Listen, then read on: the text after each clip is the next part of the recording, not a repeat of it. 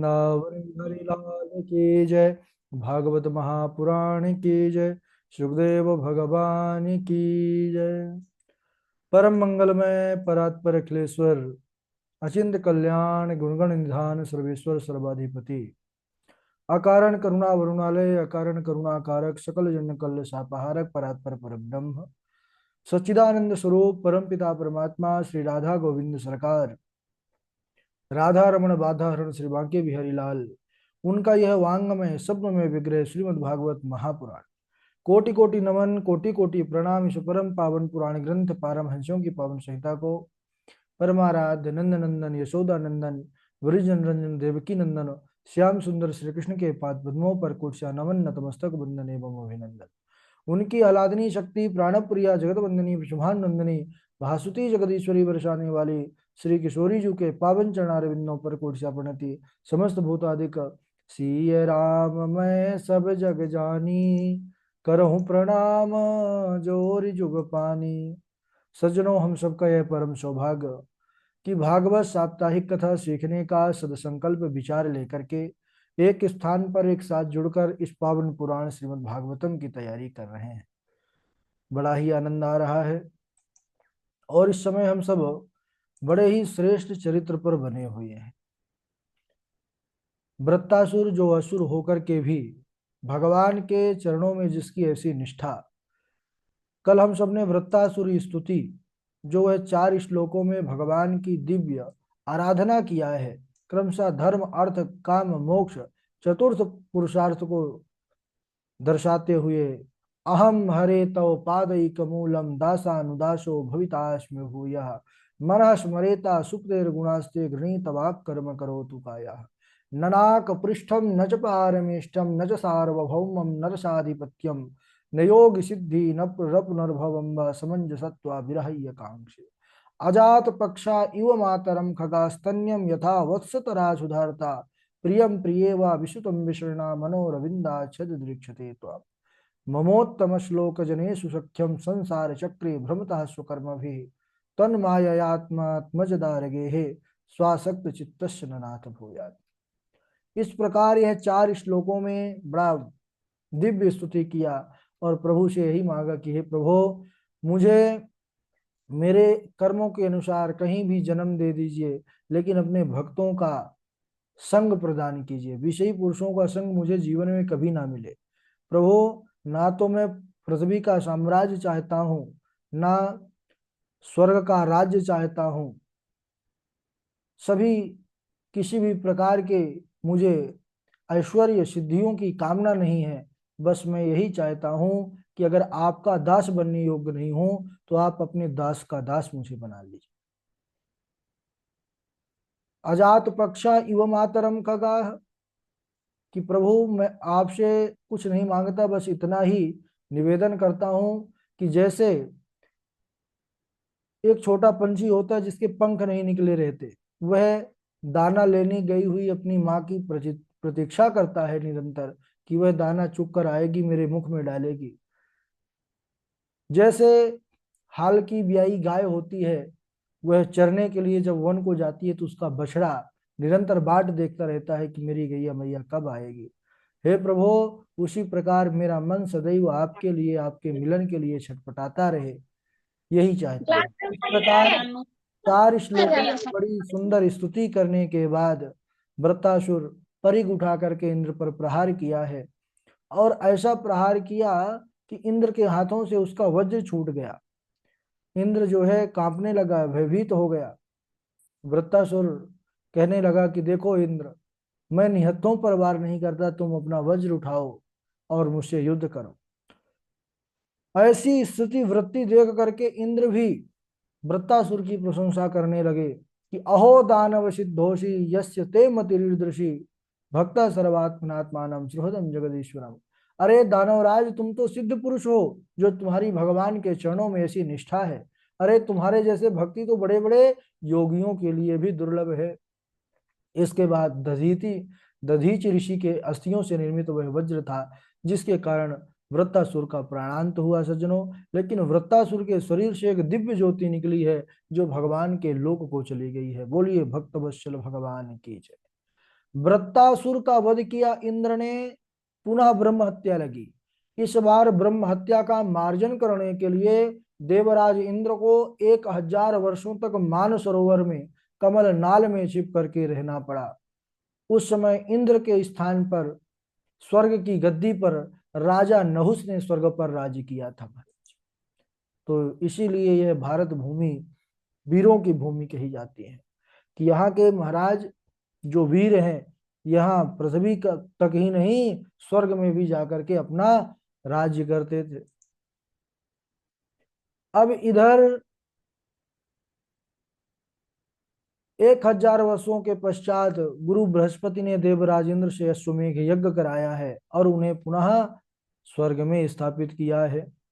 राजा परीक्षित श्री सुखदेव भगवान से प्रश्न करते हैं, सज्जनों, कि वृत्तासुर जो असुर था वह तो रजोगुणी तमोगुणी स्वभाव का था, लेकिन भगवान नारायण में उसकी ऐसी निष्ठा, उसकी ऐसी भक्ति, उसका ऐसा भाव कैसे बना? तब सुखदेव जी कहते हैं कि हे परीक्षित, वृत्तासुर के पूर्व जन्म का कथा सुनो। यह पूर्व में सूर्यसेन देश के राजा चित्रकेतु सम्राट थे।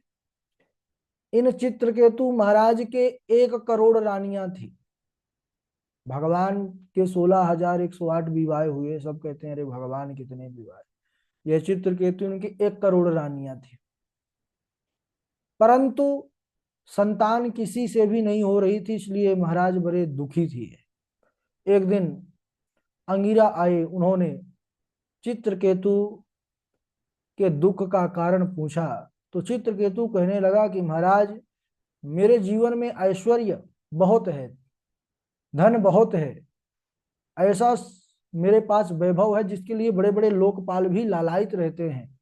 अरे सैया वस्त्रम चंदनम चारुहास्यम वीणा वाणी शोभमाना च नारी नाभ्राजन्ते चुत्पिपासा तुराणाम सर्वारंभा तंडुलः पृष्ठमूलः।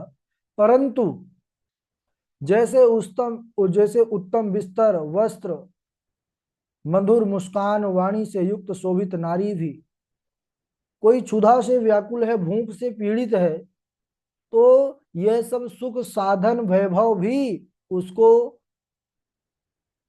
जो है, उसकी भूख को, क्षुधा को नहीं समाप्त कर सकता। उसी प्रकार यह सब धन ऐश्वर्य होने पर भी मेरे घर संतान नहीं है, तो यह सब मुझे सुख नहीं दे रहा।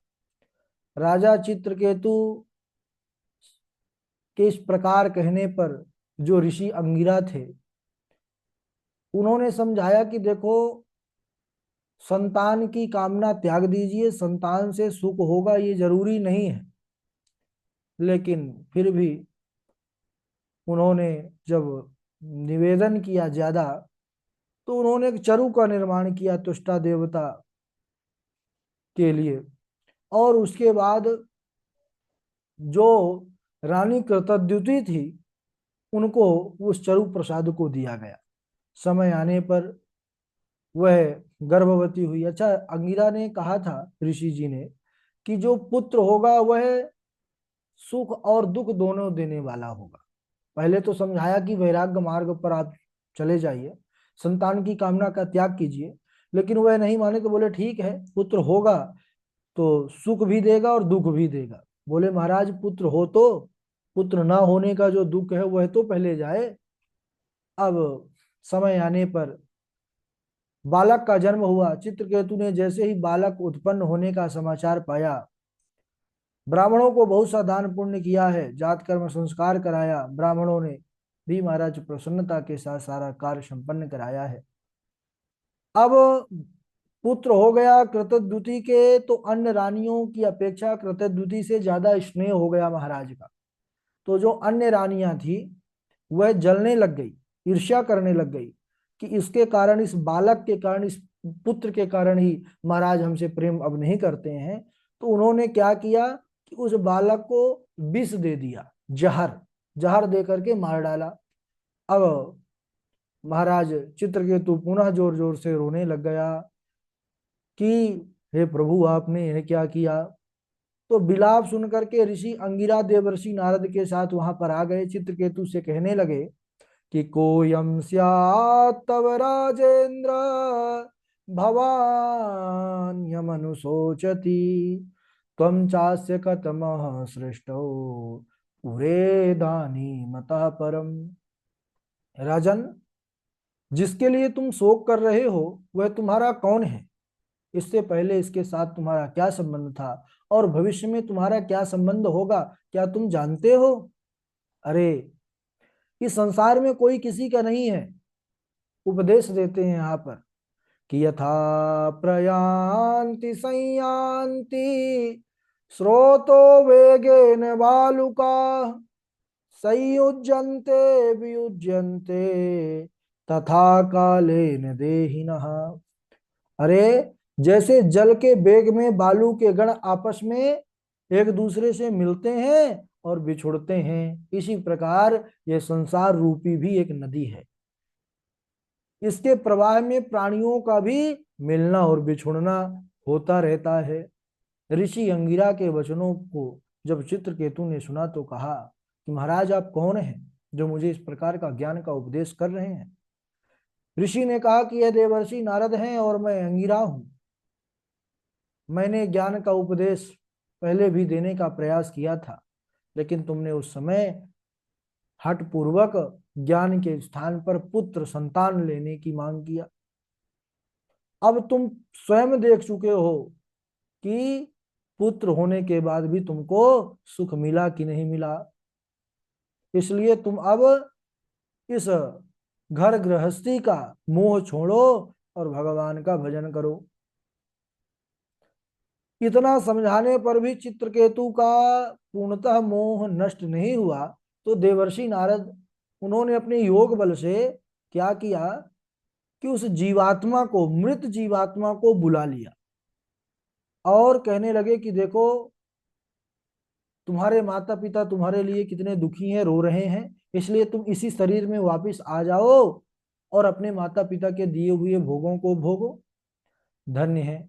वह जीवात्मा ने जो जवाब दिया वह सुन करके चित्रकेतु, उनके पिता का मोह नष्ट हो गया। उस जीवात्मा ने कहा कि महाराज, कस्मिन् जन्मन्यमि मह्यम पितरो मातरो भवन् कर्मभिर्भ्राम्यमाणस्य देवतिर्योनिषु।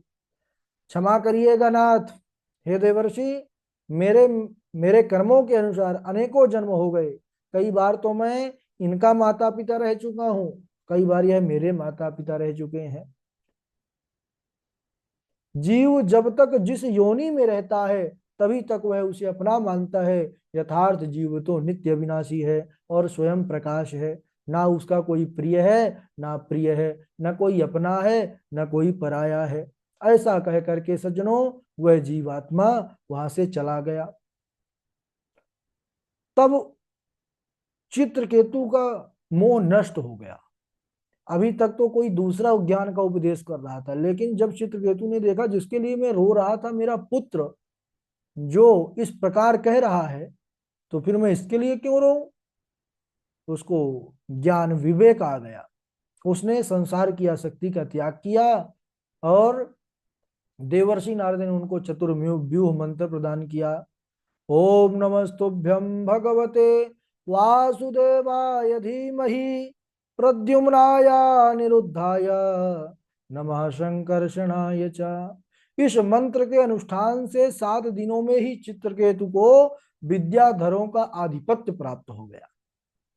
एक दिन चित्रकेतु गंधर्व विमान में बैठ करके आकाश मार्ग से कैलाश को जा रहा था। उसने उस समय क्या देखा कि भवानी को गोद में लेकर भगवान शंकर ऋषियों को उपदेश कर रहे हैं। तो उसको मोह हो गया। वह कहने लगा कि देखो देखो, ये त्रिलोकी के गुरु हैं, धर्म के वक्ता हैं, परंतु इनको लौकिक व्यवहार का भी ज्ञान नहीं है। ऐसा तो कोई सामान्य पुरुष नहीं करेगा जैसे ये शंकर कर रहे हैं। चित्रकेतु ने बड़ा भला बुरा कहा उस समय। अब भोले तो भोले ही हैं, चुपचाप सुन लिए, लेकिन भवानी को बड़ा क्रोध आया। उन्होंने कहा कि अरे मूर्ख, जिन भगवान शंकर के चरण कमलों का ध्यान बड़े बड़े ब्रह्मादि के देवता करते हैं, तुम भगवान शंकर में ही दोष देखने लग गए। इसलिए तुम इस देव योनि के लिए नहीं बने हो। तुम्हें मैं श्राप देती हूं कि तुम अत्यंत पापमयी आसुरी योनि को प्राप्त हो जाओ। चित्रकेतु माता पार्वती के चरणों में प्रणाम किया, श्राप स्वीकार कर लिया। यही सज्जनों चित्रकेतु त्वष्टा के द्वारा अग्नि से उत्पन्न होने वाला वृत्तासुर नाम का असुर हुआ। ऐसी भूल के कारण इसको असुर योनि में आना पड़ा। लेकिन भक्त कितना था, कितना इसने जो है तो उसका भजन किया, मंत्र का जाप किया, तब जा करके इसको इतनी भगवान के प्रति इसका भक्ति था, भाव था, और तब जा करके ऐसा उसने दिव्य स्तवन किया है।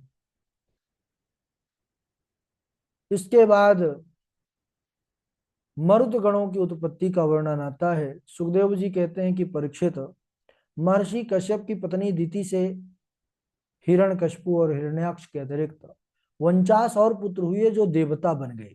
दिति से दैत्य हुए, अदिति से देवता हुए। तो बता रहे हैं कि दिति से भी 49 पुत्र ऐसे हुए जो देवता बन गए। बोले महाराज कैसे, ऐसा उन्होंने कौन सा कर्म किया जो असुरोचित भाव को त्याग कर वह देवता बन गए।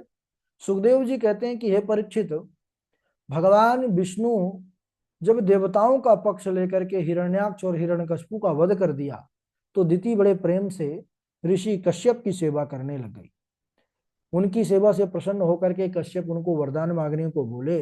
तो दिति ने कहा कि स्वामी आप मुझे ऐसा पुत्र प्रदान कीजिए जो इंद्र को मारने वाला हो। कश्यप ऋषि ने कहा देवी मैं तुमको एक व्रत बताता हूं, पुंसवन व्रत, जो 1 वर्ष का व्रत है। अगर यह पूर्ण हो जाएगा निर्विघ्न रूप से तो ऐसा पुत्र होगा जो इंद्र को मारने वाला होगा। लेकिन अगर इस व्रत में तुमने त्रुटि किया, भूल किया, तो वह जो पुत्र होगा वह देवताओं का मित्र बन जाएगा। तो वह व्रत करने लगी, पुंसवन व्रत। लेकिन जब 1 साल पूर्ण होने में 2-4 दिन बचे थे कि वह झूठे मुंह बिना आचमन किए सो गई महाराज। इसलिए झूठे मुंह सोना नहीं चाहिए। झूठे मुंह बिना आचमन के सो गई और देवराज इंद्र को अवसर मिल गया। उसने सूक्ष्म रूप धारण करके गर्भ में प्रवेश किया माता के, और जो गर्भगत शिशु था उसके 7 टुकड़े किए अपने वज्र के प्रहार से। 7 रूप हो गए, वह मरे नहीं। तो 7 के 7 टुकड़े किए, 7 7 49। समय आने पर उनका जन्म हुआ, एक एक करके 49 पुत्र हुए महाराज। और सब देवता बन करके चले मरुत 49। वही मरुदगण कहलाए, वह देवता बन गए। तब देवराज बाद में आए, माता से क्षमा मांगी और उन्होंने बतलाया कि अरे आप जो है व्रत में त्रुटि की है, इसके कारण यह देवता बन गए। अच्छा, उत्पन्न होते ही वह रोने लगे। तब इंद्र ने कहा मामरुत मत रो, तुम हमारे साथ चलो स्वर्ग में, इसलिए मरुत हो गए। बोलिए वृंदावन बिहारी लाल की जय। इसके बाद सज्जनों प्रहलाद जी का चरित्र अब आने वाला है। भक्त राज प्रहलाद, बड़ा अनुपम चरित्र। आज यहीं तक, और इसके आगे का हम प्रसंग अगले दिवस। अब बारी बारी से आप लोग सब श्लोक सुनाएंगे कल वाले। सर्वप्रथम हमारे झाजी हैं, झाजी के बाद आगे जय द्विवेदी जी हैं, वैष्णवी तिवारी जी हैं, और कृष्णा जी हैं, बबीता जी हैं, भावना जी हैं, नीरज जी हैं, पुष्पराज जी हैं, हर्षिता जी हैं, और उपाध्याय जी हैं, नाभा ज्योति उपाध्याय। चलिए, झाजी का स्वागत है। झाजी कहीं पर व्यस्त हैं क्या आज? ठीक है, वैष्णवी तिवारी जी आप सुनाइए। राधे राधे गुरु जी, प्रणाम। हाँ सुनाइए।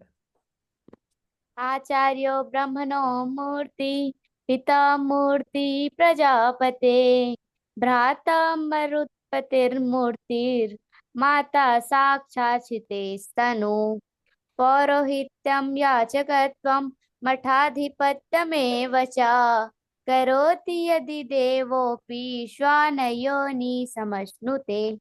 जी गुरु जी, प्रणाम। बहुत बढ़िया, बहुत अच्छा। चलिए। राधे राधे गुरु जी। हाँ भावना सुनाइए। क्व सुधा कथा लोके क्व कात्य क्व मणिमर्हान् ब्रह्मरातो विचाये त्वं तदा देवाज्ञहासः। हम्म। बबीता जी। राधे राधे गुरुजी। राधे राधे। ब्रह्मणं ज्ञान संपन्नं विष्णुर्भक्तं महात्मनः आयान् आयान्तं वीक्ष्य नोतिष्ठे साधुकै परिभूयते। जी गुरुजी। ठीक है, नीरज द्विवेदी जी, जय द्विवेदी जी, कृष्णा जी। राधे राधे गुरुजी चरण स्पर्श। राधे राधे सुनाइए। विपदः सन्तु नः शश्वत् तत्र तत्र जगद्गुरु भवतो दर्शनं यस्यात् पुनर्भव दर्शनम्। राधे राधे गुरुजी प्रणाम। राधे राधे। हाँ जी, हर्षिता जी। राधे राधे गुरुजी प्रणाम। जी राधे राधे सुनाइए। यानि रूपाणि जगृहे इन्द्रो हयजिहर्षया तानि पापस्य खण्डानि लिंगम खण्डमिहोच्यते। राधे राधे गुरुजी प्रणाम। ठीक है, नीरज द्विवेदी जी हैं, कृष्णा जी हैं। गुरु जी प्रणाम। राधे राधे। राधे राधे। आचार्यो ब्राह्मणो मूर्तिः पिता मूर्तिः प्रजापतेः भ्राता मरुत्पते मूर्तिः माता साक्षाच्चितेस्तनुः। राधे राधे गुरु जी। ठीक है, कृष्णा जी आप सुनाइए। राधे राधे गुरुदेव। राधे राधे। आचार्यो ब्राह्मणो मूर्ति पिता मूर्ति प्रजापते भ्राता मरुपते मूर्ति माता साक्षात् सीते स्तनुः पुरोहित्य च याचकत्वः मठाधिपतये मे वचः करो यदि देवोऽपि शवायोनि समाशनुते। राधे राधे पौरोहित गुरुदेव। पौरोहित्यम याचकत्वम मठाधिपत्यम एव च करोति यदि देवोपि स्वान योनिम समश्नुते। ठीक है, थोड़ा शुद्धता का ध्यान रखना है। राधे राधे गुरुदेव। हाँ। और